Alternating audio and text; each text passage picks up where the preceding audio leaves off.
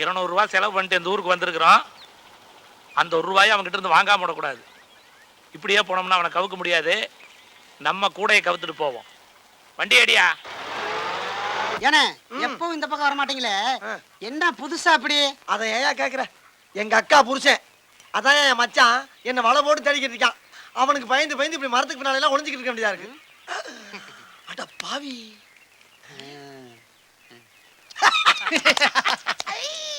இப்போ ஓம் முடி என்கிட்ட மாட்டிக்கிடுச்சுல, என்ன பண்ண போற? இப்ப நீ என்கிட்ட மாட்டிக்கிட்டிய, என்ன பண்ண போற? எது? நான் உன்கிட்ட மாட்டிக்கிட்டடா. எதிர்றா. டேய், இப்படி எத்தனை பேர் கிளம்பிருக்கீங்க? ஆமா, இப்படியே நீ ரோட்ல நடந்து போனீங்கன்னா லாரியில அநியாயமா அடிபட்டுலடா செத்து போவ. வேப்பல அறிவில்ல உனக்கு? சோறு திங்கிறியா, சோத்தை விட்டு வேற எதுவும் திங்கிறியா? எங்க மச்சான விட அறிவு கம்மியா இருக்கீங்கடா. என்ன கூடயா கூடையாடு எடுக்க மாட்டியா?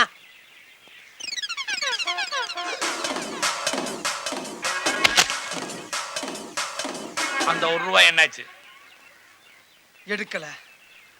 தர்றேன்னு சொல்லு, ஆனா எடுக்கலன்னு மட்டும் சொல்லாத. நான் எடுக்கவே இல்லை.